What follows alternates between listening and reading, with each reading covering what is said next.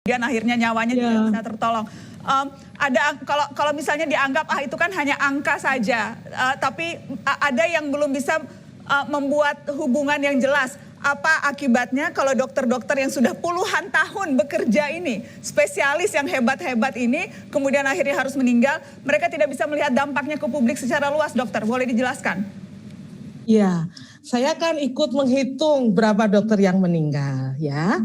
Itu sebagian besar orang-orang hebat, ada yang profesor, ada yang dokter spesialis, ada yang dokter umum. Dan setiap mereka mempunyai hal-hal unik dan khusus.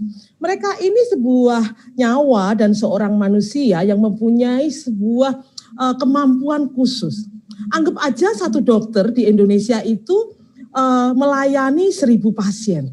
Kalau 100 lebih dari dokter itu meninggal, berarti tinggal ngali aja Mbak, 1000 kali 100 berapa?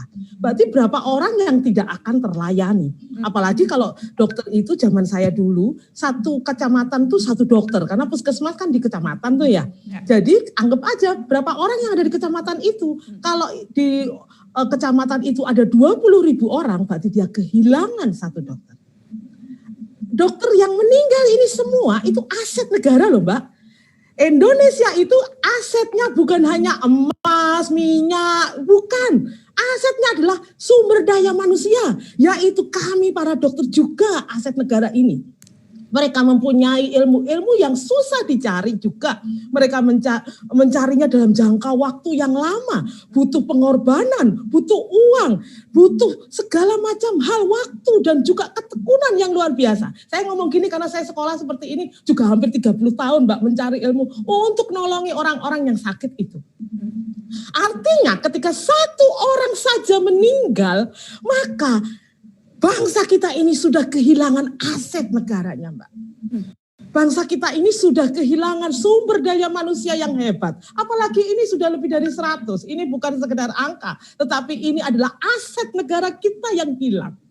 Mungkin kalau itu digomongkan hanya sebuah nama, kita tidak berpikir itu sesuatu yang penting. Tapi kita ketika sudah ngomong itu aset negara, apalagi ini orang-orang istimewa dengan keistimewaan khusus. Saya ngomong saja guru saya, salah satu yang meninggal adalah Prof. Mulyo Hadi Ali dari Universitas Brawijaya Malang ya. Dia adalah ahli farmakologi toksikologi Mbak.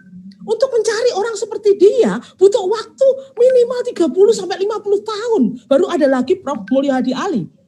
Nah itu belum lagi yang lain, ada Prof. Iwan, ada segala macam ya. Saya kira untuk mencari orang-orang seperti itu kita butuh ratusan tahun.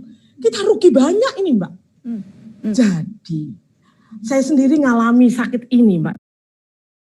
Sakit ini Mbak ya. Jadi saya tahu sendiri betapa perjuangan ini sangat tidak mudah. Dan kita akan kehilangan banyak hal kalau membiarkan tenaga kesehatan, baik itu dokter, perawat, bidan, dokter gigi, atau nakes yang lain itu meninggal begitu saja karena COVID ini. Karena hal-hal yang sebetulnya bisa kita cegah, kita bisa preventif, promotif, bahkan mungkin kita bisa melakukan banyak hal untuk membuat para nakes ini tidak mati. Karena perjuangan menjadi nakes ini agak beda dengan orang-orang yang bekerja bukan sebagai tenaga kesehatan. Kami bekerja untuk dokter itu di bawah sumpah Mbak. Mungkin tidak banyak profesi yang bekerja di bawah sumpah. Itu artinya kami mendedikasikan hidup kami ini kepada kemanusiaan dan kepada Tuhan.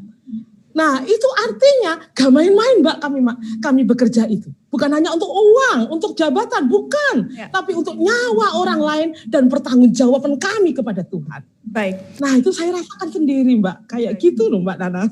Dokter Tri, saya harus